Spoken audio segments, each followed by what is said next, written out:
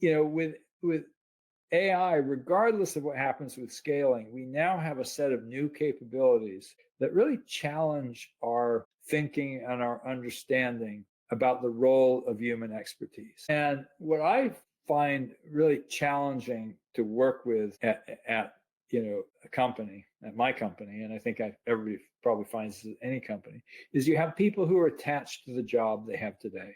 They're attached to how they do it, the value of what they do. And part of the job of management in today's world with AI is to get people to let go and figure out what we can do now with AI that we could not do before, and how to step away from a model where we try to shoehorn AI into our existing processes, which makes them only a little better, and say, no, here's this whole piece where you can just cut the Gordian knot and have it do this whole function. I'm going to start just with a couple of conversation starters from give you context of what I'm thinking about. Obviously, I'm thinking about what is the future of programming. We did earlier this year, we did the first AI CodeCon and then a second one later about how programming is changing. That's a topic that's deeply interesting to all of us. I'm also spending a lot of time thinking about open source, but not from the point of view that you might expect. A lot of people, when they talk about open source for AI, think about open weight foundation models. I'm much more interested in what gets built up the stack and how that's open. And that led me, I wrote a piece recently about MCP and Claude skills and what they teach us about what open source might look like in the future. That's something I'm thinking about. And I also think about something that's fairly fundamental throughout my career, and that is, how do we build a more participatory market? I entered the industry that was dominated by monopolies. Originally it was originally it was IBM, and then the PC broke their monopoly, and that was when I really came in. And open source was another alternative to the world that grew up around the PC with Windows, and it was much more open. And then the web, of course, was more open and really broke the Microsoft monopoly that had grown up to replace the IBM monopoly. So I've been thinking throughout my entire career about the balance and the alternation between open systems and closed systems. And AI really started with this race to be the next dominant monopoly. And I'm kind of going, that's really the wrong way to think about AI. How do we build an open participatory market? And again, that's part of why I'm excited about what's starting to happen with AI protocols. And then I also have a side hustle. I've started something called the AI Disclosures Project. And it started out with some ideas about AI governance and regulation via disclosures. But increasingly, I realized that protocols are disclosures. And so I've moved away from thinking about, well, what disclosures might be mandated by governments, say, and go, well, how can we make protocols more interesting in such a way that they, like things like open telemetry, are a way of saying, okay, we share what are the metrics that we're using to manage, what are the results. So anyway, there's a lot of things in that territory. So, but that's just maybe give you context for things that I'm thinking about. But let's go right here over JR. And by the way, feel free to give us your first name at least when you come on. Can we get you up here, or I can just read your question? And that question is, if AI is so transformative, why haven't we seen an explosion of software productivity in terms of products, reduced pricing, innovation? And I guess my answer would be, everything takes longer. And this is really, in some sense, I just wrote a piece that's dropping today or tomorrow about, kind of scenario planning for the bubble or bust, question.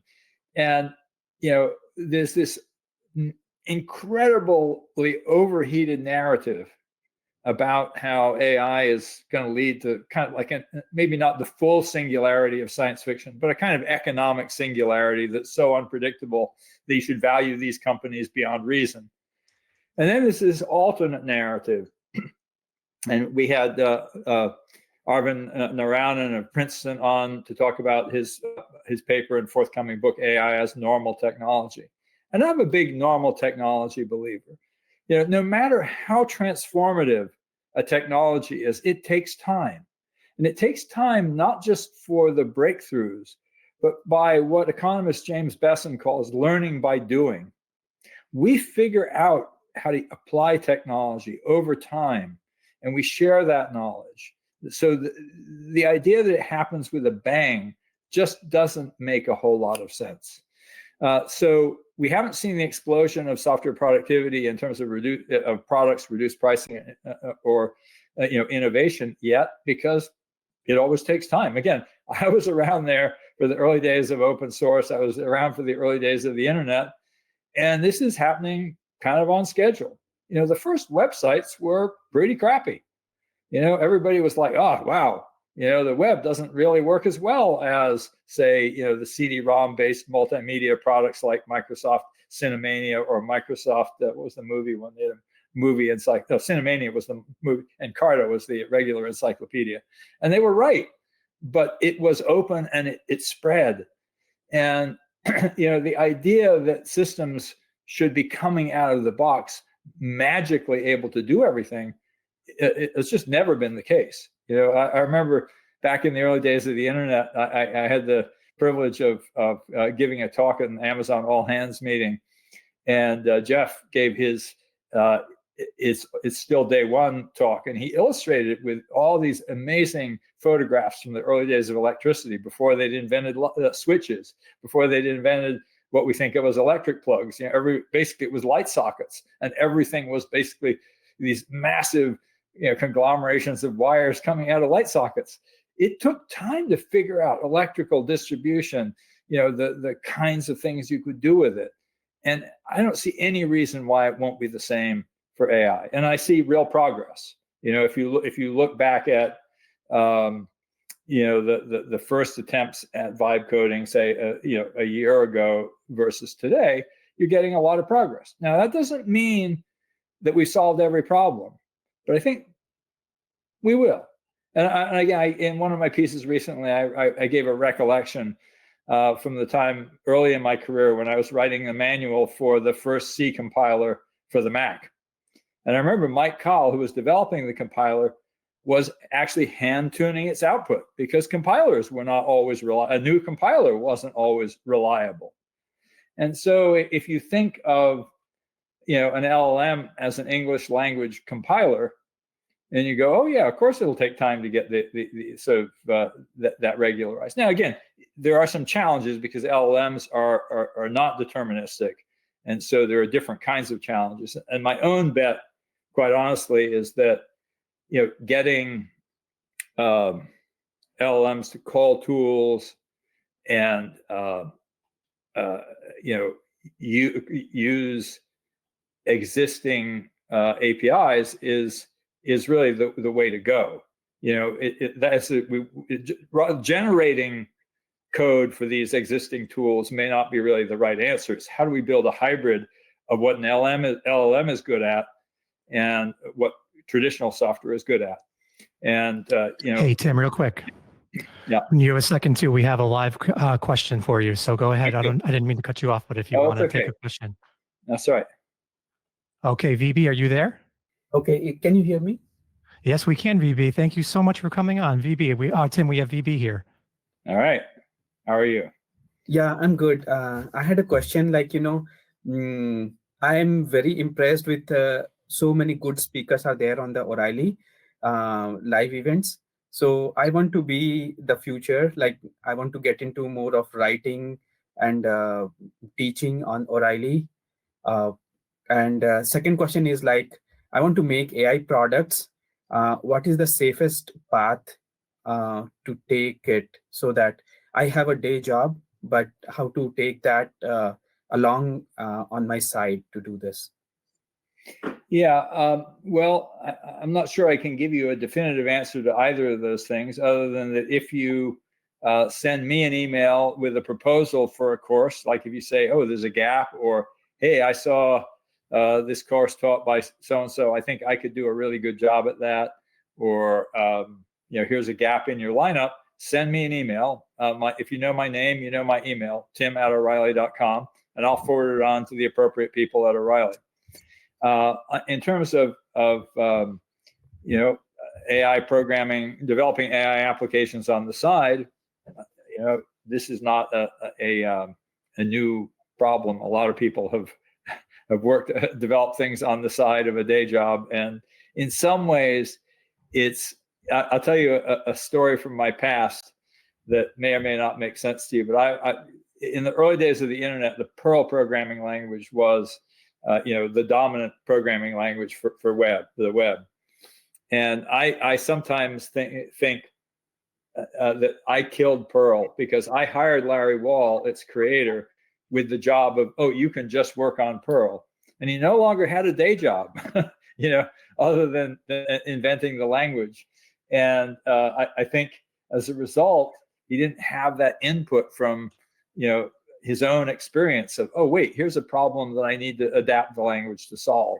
And so having a day job is actually a great way to inspire you to do something creative on the side, because it feeds your own experience and sense of what problems are there to be solved. Okay, VB, we also have you on video as well too. So we have both audio and video, which is great. Yeah, thank you. This answers. Thank you, team. All right. So CF said, what was the most surprising thing regarding AI that I noticed this year? And I guess what I would say, I don't know that there's been anything super surprising. I guess I would say, what was not surprising was that we didn't see kind of the same step function advances in AI with each new model release. We saw them getting progressively better. That's a really great argument for the normal technology scenario. You had a bunch of people like AI 2027 saying that you're going to have a fast takeoff where the models will get better, they'll start improving themselves. It's all going to go with a bang, and it hasn't happened that way. So it's really more interesting. I guess what's interesting sometimes is, well, let me back up. The way I think about the future is there are a lot of possible futures, and what you're looking for is what I call news from the future. That's a term from scenario planning. You basically say, well, I have these possible futures that I'm imagining, and then what happens? Does it confirm one or the other? And if there had been a huge step function leap between GPT 4.5 and 5, we would have said, wow, maybe we are heading towards this sort of economic singularity. On the other hand, if it's incrementally better using different techniques to improve itself, not just more data makes it just magically better, the bitter lesson of Richard Sutton is still holding, then you would say, okay, maybe it is a normal technology. So that's the maybe not the most surprising thing, but the thing that we learned this year from what happened. I do think that the progress has been quite remarkable. I really enjoy using LLMs as a brainstorming partner, as a tool to help me sort of flesh out first drafts of things. And I think we are really, if we weren't holding the bar so high, we would be saying, oh yeah, this is kind of like AI. This is really artificial intelligence. However stupid it might be in some ways, so are people. And yeah. All right. Marty asks, are we moving towards personalized software? My personal agent finds out what data I have of me, my environment, and what APIs are relevant to my current need, and writes needed code on the fly. I keep the code if I like the results and the need is recurring. I definitely think that this kind of on-demand software is a really important stream in the future, but it's not entirely new. I mean, I think back to shell scripts or Visual Basic or Excel macros. People have always been building this kind of stuff. And just like it was in the past, it's it's a class of software, but it's not all software.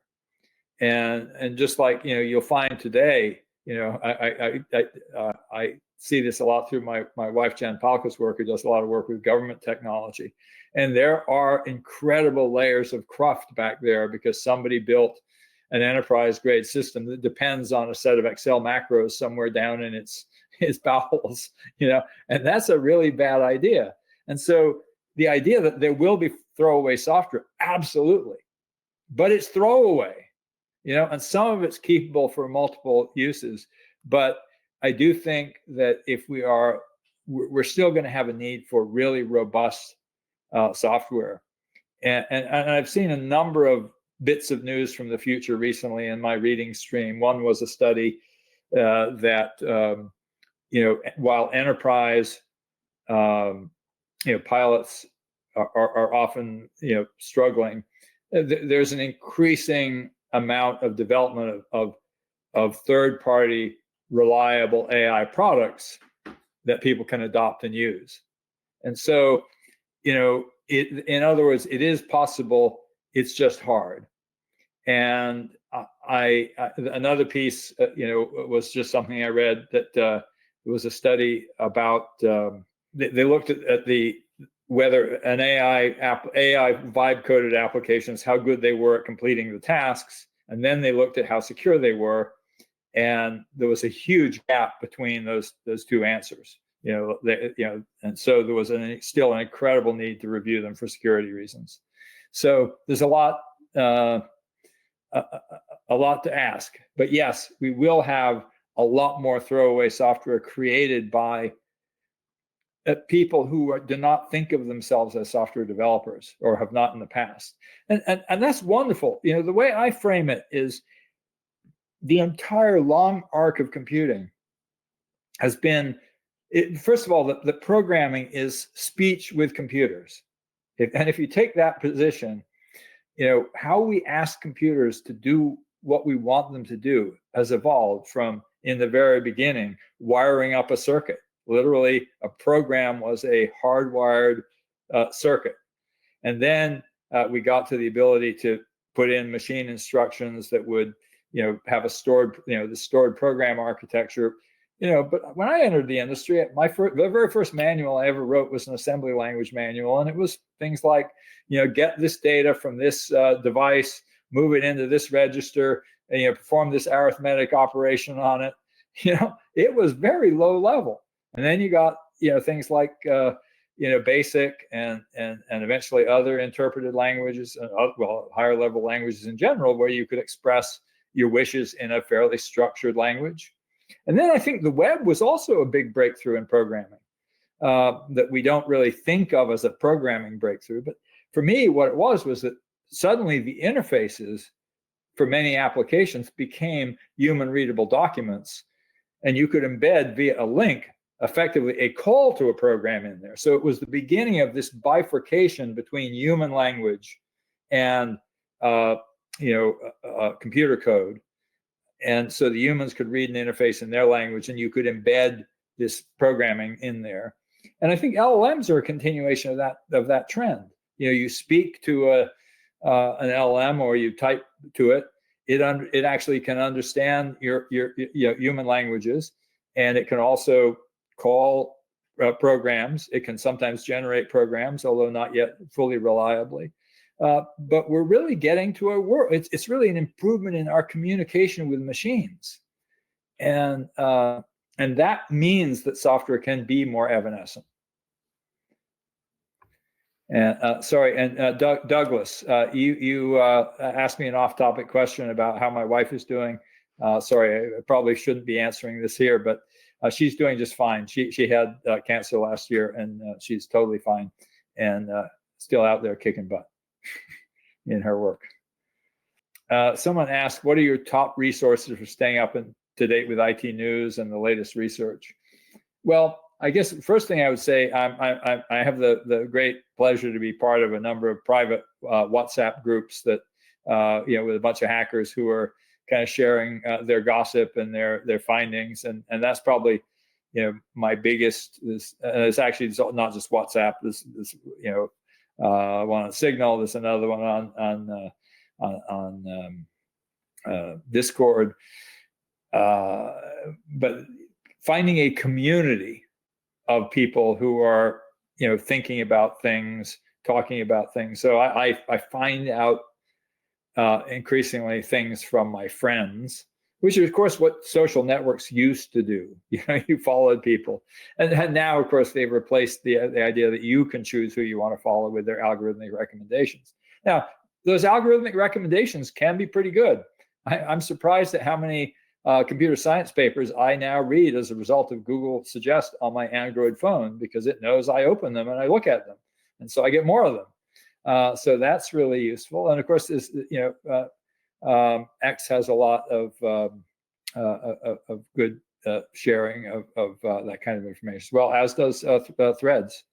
So, and then of course, we try to provide our own take on that with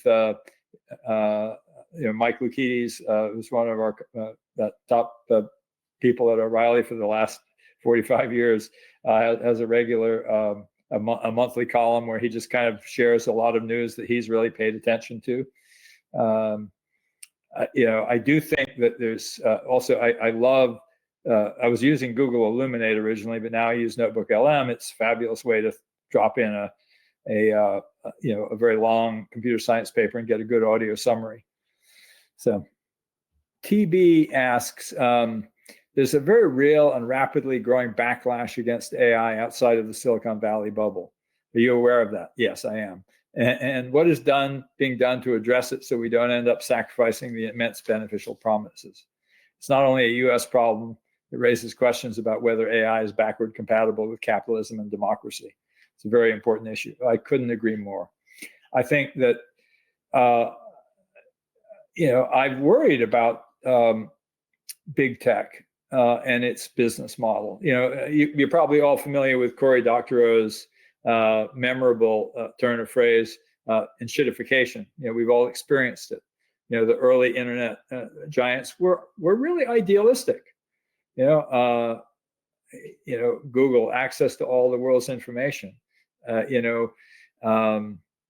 Amazon was really saying, we're going to find you the best product at the best price. Even Meta was like, we're going to let you keep up with your friends, Facebook, and increasingly they over time, they shifted away from that. I wrote a paper about this called Rising Tide Rents and Robber Baron Rents, using the economics language of rents, which is unearned income. I had a side project where we're talking about what I called algorithmic attention rents. So if you Google for that term, you'll find some of my work on that. But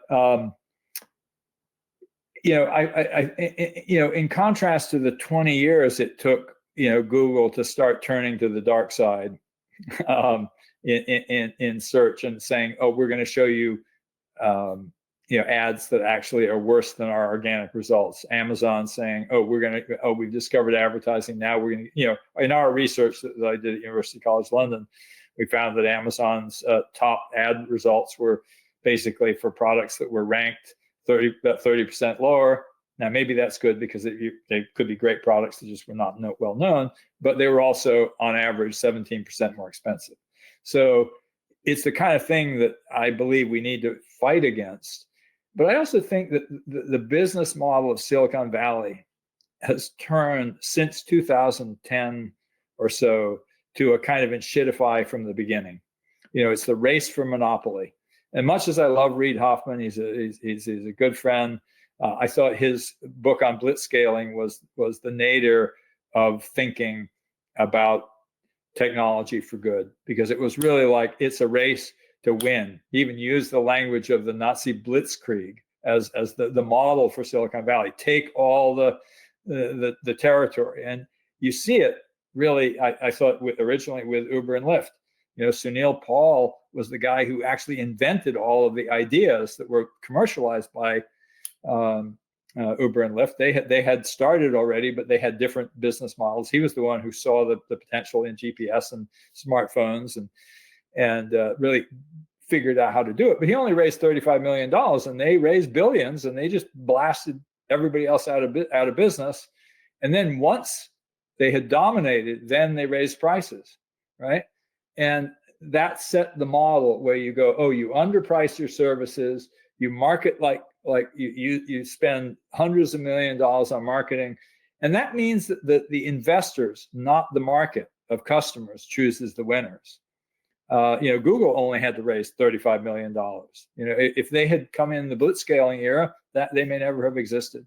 So and if you look at AI has raised so much capital that it's really starved a lot of innovation. I think we're ending up with a competitive market nonetheless, but I do worry that this race for monopoly and the idea that the goal of a company is to create a monopoly so that you can extract more value than you capture.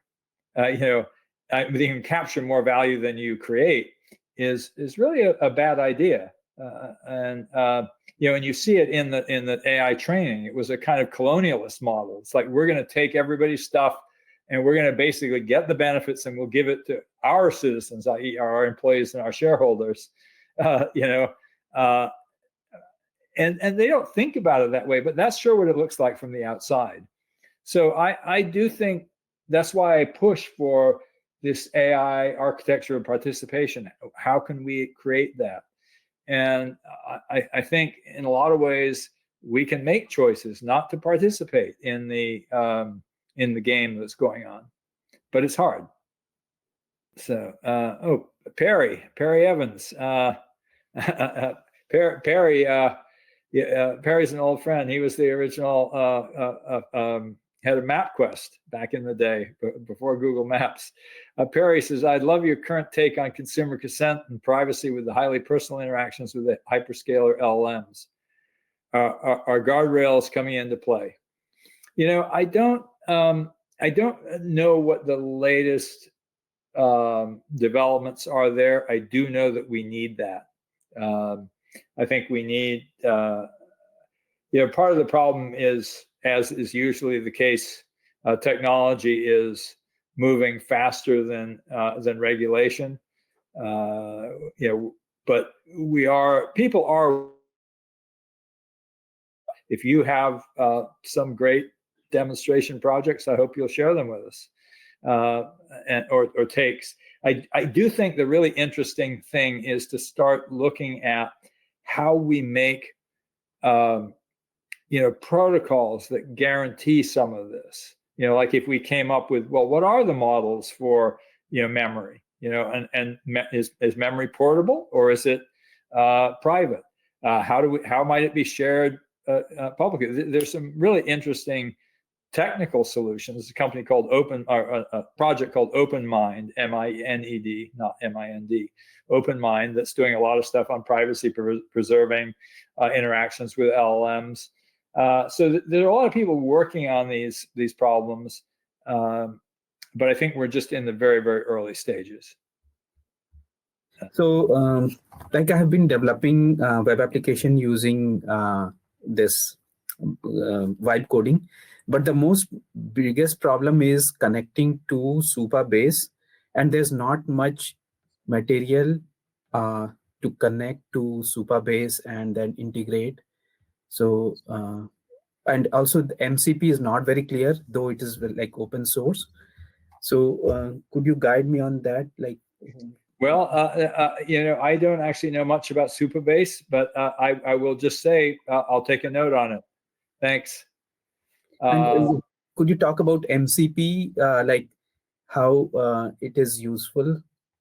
Yeah, let me pick this up on some of the question that SG asked that I was about to answer anyway.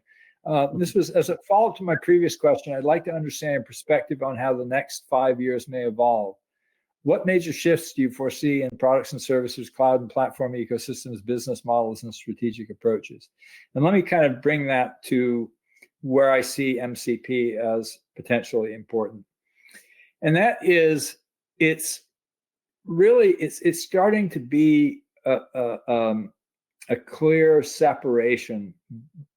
It's a model for the separation between tools, which can be written in a very traditional programming language, and context and documentation. It's like it's telling, the models and agents in plain language through documentation and instructions how to use other kinds of tools. And that's a really different programming model.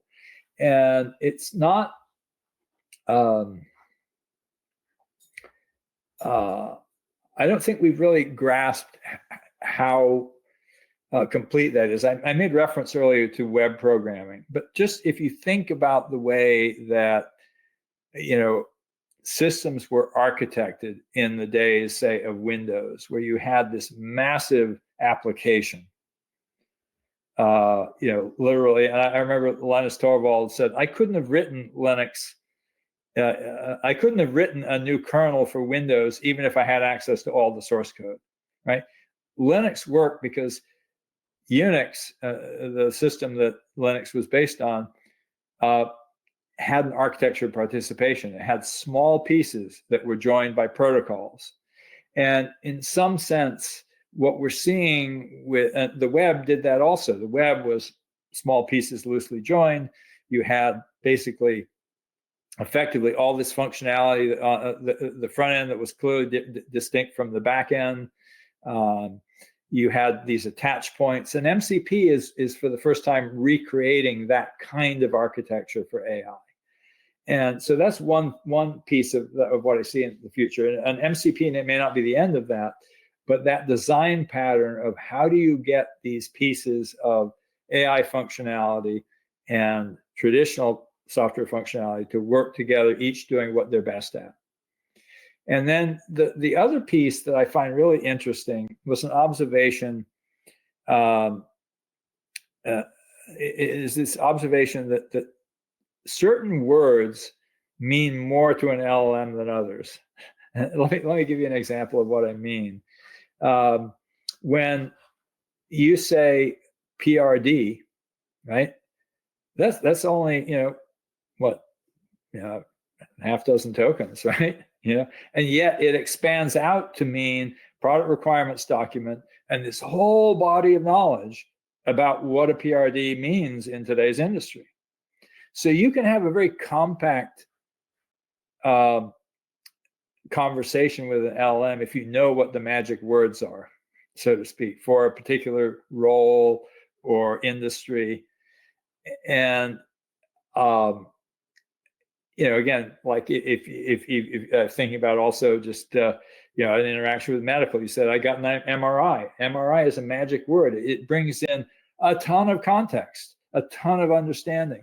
And so I think like taking these magic words and elaborating them, making them even better, is going to be a big frontier of programming.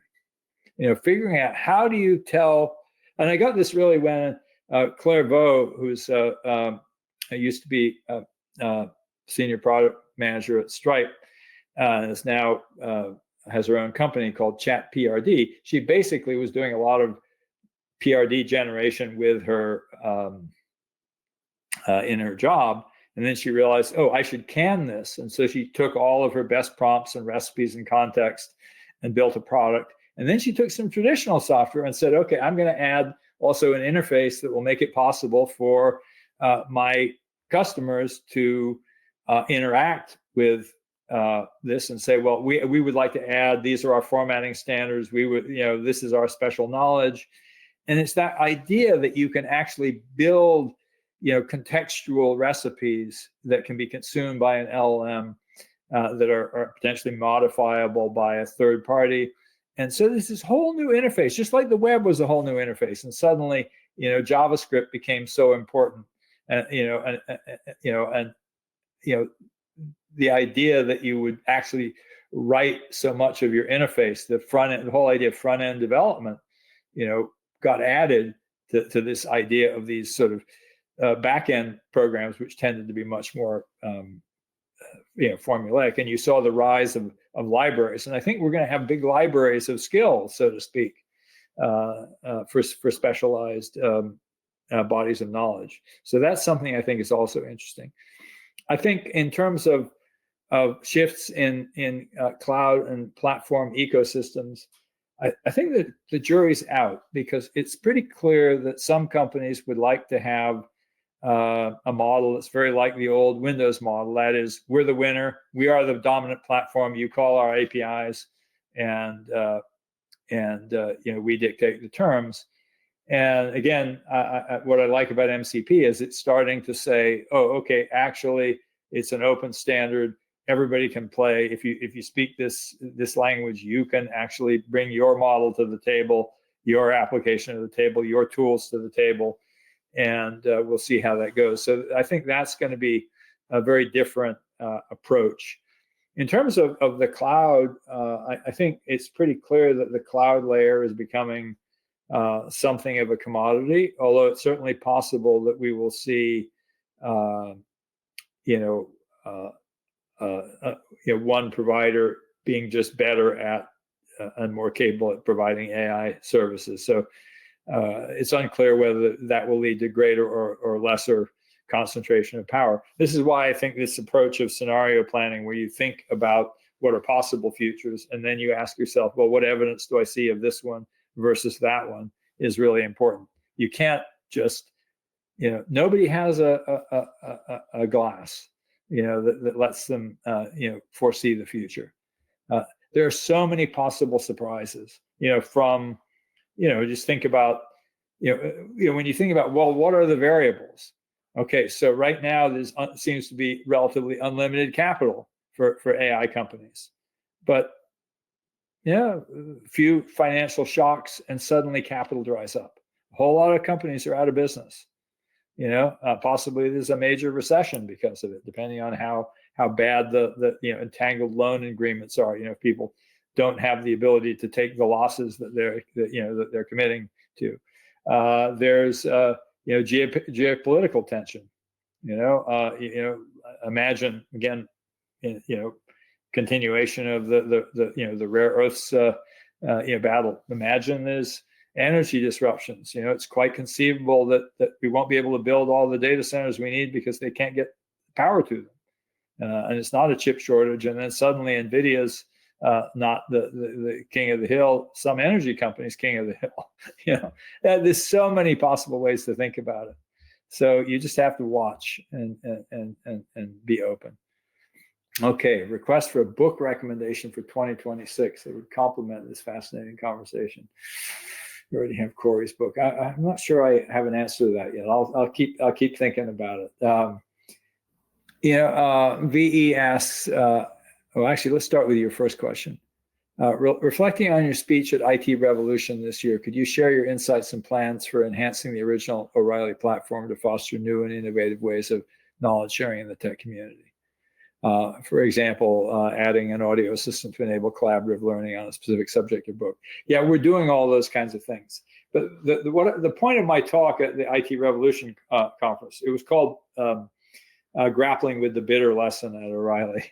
And for those of you who aren't familiar with it, the bitter lesson is something that was written about by Richard Sutton in a 2019 paper, and it was a reflection on the progress of AI. This is pre-ChatGPT, actually even pre-BERT. But he was mainly talking about Deep Blue and chess and AlphaGo versus AlphaZero in chess in Go, and what he observed was that actually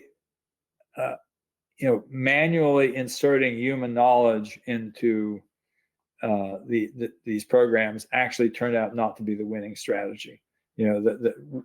Basically AlphaGo certainly beat the best human Go player, rather. But then when they came up with AlphaZero, which trained itself just from scratch without actually looking at human games, just by playing the game against itself, actually beat AlphaGo. That was the bitter lesson, that just raw compute would win. Now people have been writing that throughout this AI revolution. It's just the scaling laws and all that they're really referring to what Sutton was talking about as the bitter lesson.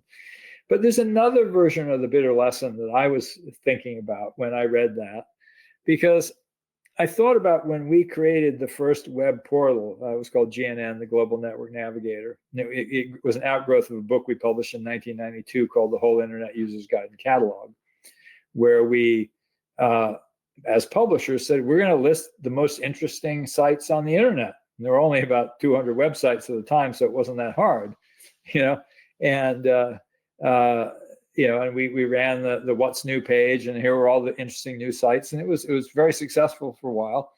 And then Yahoo came along and said, well, we're gonna list everything, but they were still curating it manually. They had this huge staff, they're categorizing it, putting it into buckets. And then of course Google came along, and they used just raw compute algorithmic power to index everything, and came up with an algorithmic way to do the same thing. So that's a version of the bitter lesson that's just closer to home. And with AI, regardless of what happens with scaling, we now have a set of new capabilities that really challenge our thinking and our understanding about the role of human expertise. And what I find really challenging to work with at a company, at my company, and I think everybody probably finds this at any company, is you have people who are attached to the job they have today. They're attached to how they do it, the value of what they do. And part of the job of management in today's world with AI is to get people to let go and figure out what we can do now with AI that we could not do before, and how to step away from a model where we try to shoehorn AI into our existing processes, which makes them only a little better, and say, no, here's this whole piece where you can just cut the Gordian knot and have it do this whole function. And so we're spending a lot of time trying to ask, okay, are we the best? Should we be building learning paths? Should we be evaluating people's skills, or should we use an LLM to do it? And of course, you got to do a lot of testing, and you go, well, where does it do a better job, and where doesn't it? But you got to start by saying, we have this new set of capabilities. If we started from scratch, would we do it the way we're doing it today, or would we do something completely different? Because if we don't ask ourselves that question, someone who's coming to it fresh is going to be asking that question. And if the answer is, yeah, you can do it better in a new way, they're going to kick our butt. So that's really, I think, probably, the main thing that we're focused on. But it's also just getting people to be comfortable with moving faster. We have some counterexamples of, particularly, companies like Facebook move fast and break things, and we have a lot of culture don't break things. But I also think you need to have a culture of experimentation where you try things. I find we have a lot of great features that we built internally, but we haven't released them to customers because we're not sure that they work well enough yet. And I think back to, the early web pages and how poorly they worked, and we released them anyway. And I can't keep trying to encourage my own company to go, be bolder at, letting people know this is a work in progress, but we're going to show it to you anyway. So I hope we can get more things out to you soon, in next year than again, we've made a lot of progress this year. There are a lot of new AI features across O'Reilly, but I'd love to see even more next year. We've got some great things in our internal labs. VE, you also asked, how do I see partnerships or developments with other scientific and academic publishing houses influencing the future of technical and scientific knowledge dissemination? I guess I have two answers there. And one is, and this is something you challenge, that you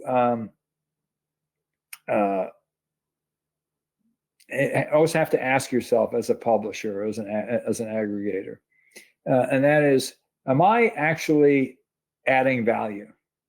And I think for a lot of academic publishing houses, there's a strong perception that they're capturing more of the value than they are creating. And I was on the board of an investor in an open access journal called PeerJ, and they demonstrated that it was really possible to do really great work with a much more collaborative open platform. And so, the future doesn't always look like the past, and you have to be open to that. You can't say, well, we've always made our money this way, so we're going to have to keep doing that. And so that's one perspective. And so scientific publishing needs to be reinvented. It really does. I think there's so much potential, and it may be being held back by the current model of peer review, by the current model of, you can it in a paper. Again, archive is a great example of something that's, much more future forward than, say, Springer or Oxford. But that being said, I do think that the people who own and control, bodies of valuable content need to get our act together and have a united front when talking with LLMs. If you look at things like the Anthropic versus Bart's judgment and the settlement there, you see what happens, when a group stands up and says, well, actually, you guys are taking too much of the pie here. And I think there is a need to push back against the AI industry. The way I think, it could be by lawsuits, but it also could be by just like having common standards. That's why I got interested in RSL, really simple licensing, and the Creative Commons signals. These are ways that people can express their wishes about how their content is used. But I think the industry has to take that really seriously too, and go, oh, we have to build a viable economic model. And that's a lot of why I'm spending time trying to persuade the AI companies that it's in their interest to come up with a better, a better model for interacting with content providers than smash and grab. It's not really sustainable in the long run. And if you look back at the history of the first generation of the internet, Google had these incredible breakthroughs in market coordination. They were enabling markets. PageRank. Let's find the best sources of information. I look at Google organic search as this massive advance in market coordination for products without prices. Information without prices.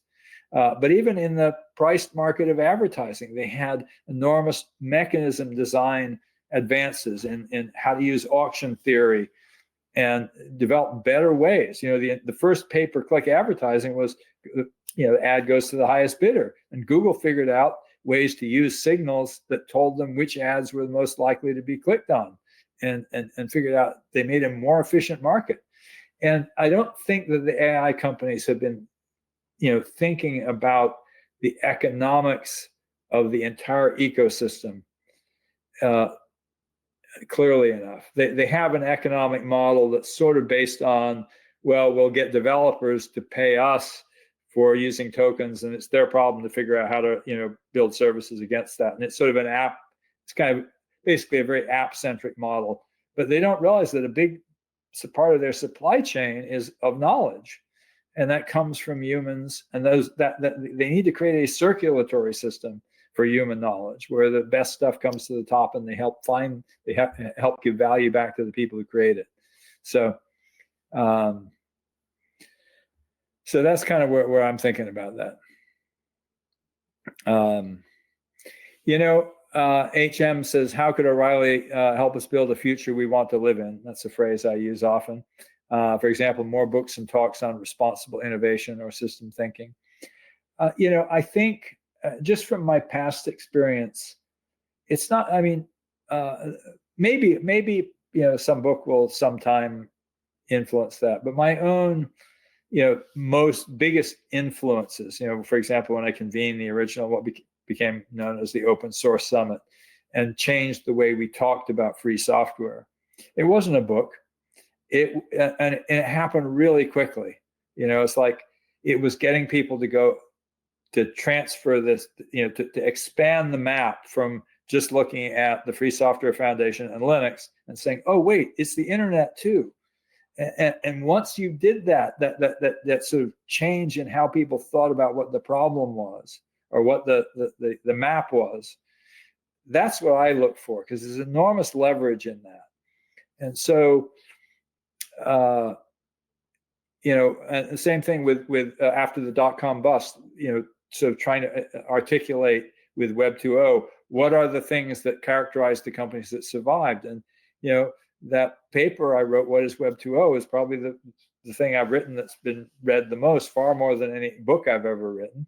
And so I think it's to find those ideas that shape how people think about the things that they need to think about. There's this great quote from Edwin Schlossberg that I've always loved. He said, the skill of writing is to create a context in which other people can think.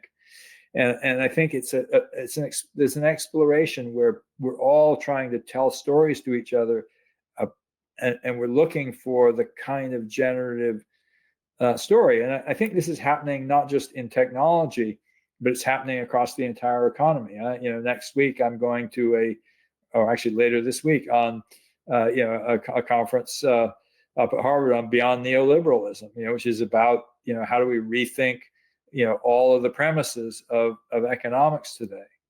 Matthias, you said O'Reilly could have its own community Discord or other platform integrated place to talk and share ideas. Boy, do I agree with that. We talk a lot about that, and we really have to execute on that in 2026. How do we build better community into the platform? And in fact, this is a small experiment in that, just by kind of just having this be a conversation. But I'd love to have I'm in a number of communities that use a mix of Zoom and Discord or Slack or whatever, and we need to figure out how to integrate that into the O'Reilly platform. Totally agree. So Anselm, building on your scenario planning reference, you say, what would make you change your mind about the trajectory of AI progress, normal tech versus AI singularity? Well, I think obviously the big one would be there's some new release and the progress is not incremental. We saw this enormous leap, from because I think of the first LLM as BERT, and we saw this enormous leap from BERT to ChatGPT originally, and then we saw a kind of enormous leap from ChatGPT 3.5 to the current, the last generation. But we're seeing steady incremental progress since then. But we're not seeing, I guess I don't see any evidence at all of this idea that's been put out that the LLMs will start to improve themselves, that they will suddenly be so fast and we'll have this fast takeoff. And it would take something like that to convince me. Now, that doesn't mean that there aren't huge possible disruptions ahead, that there aren't huge possible breakthroughs ahead. We get a world model and the same kinds of things that, LLMs are able to do with text, robots can now do in the real world. That's a real game changer. But even then, I guess I still think the normal technology frame is really pretty compelling, because the laws of physics don't go away, and neither do the fact that you're actually dealing with humans, and humans have to want to use what you offer, and this leads to things like backlash, leads to slow adoption. Humans have to be able to pay for the things that you want, and how are they going to pay for it? Right now, you have this, this sort of bubble mentality, but it's like you have possible issues there. You have to have real build out. This takes time to build and power data centers, and so I guess I would just say, I think it'd be very hard to move me off the normal technology frame. PD asked, why did O'Reilly discontinue publishing the kinds of case study videos and blogs we used to share a few years ago? For example, how Slack re-architected. I have to say, case studies were one of my ideas. So I thought they would go over really well, and they just didn't get used that much. This is, I'm sorry. I thought they would be more popular than they are. And I don't know why, So that's just one of those things in publishing. You try things, and some things seem to work better than others, and you don't always know why. But I agree. With so much innovation having every day, having authoritative case studies would be extremely helpful. I think I would probably say the biggest thing is, we are in some way, we're not doing authoritative case studies, but in a lot of our, like in our super streams and in our online conferences, you are getting, people who are sharing their experience in that way. And it's just much more evanescent. It comes and because things are moving so fast, if it were captured in a long case study, I'm not sure that it would necessarily still be good 6 months from now. All right, Tim, we hit top of the hour. Do you want to take another question? Do you want to end out? Actually, I will take one more question here from JA that just popped in. It said, what is more popular in the O'Reilly platform? Books, video courses, or something else? Well, I think, by volume, people still use more book content than anything else. By sustained time spent, it's live courses. I think one of the real strengths of the O'Reilly platform is that we have multiple modalities for multiple people. People are different. So there's books, there's videos you can consume at any time. There's live courses, there's audiobooks, and actually we're doing a lot of really we're expanding our audiobook program with AI. We also have live experiences, basically interactive environments where you can try things, including scenarios. We've got so we try to build out lots of different ways to learn. So, and yes, boy, I'm getting one more here. Okay, would O'Reilly for 2026 start teaching live courses on LLM ops? Absolutely. I think that's true. And somebody's saying regarding video, TB got an error message after being unable to join for 10 minutes due to capacity limits. You're in listen-only mode and will not be able to use your camera or microphone. So that's definitely a limitation of the platform in terms of how many people are able to be on video. All right. Anyway, but thank you very much for joining us.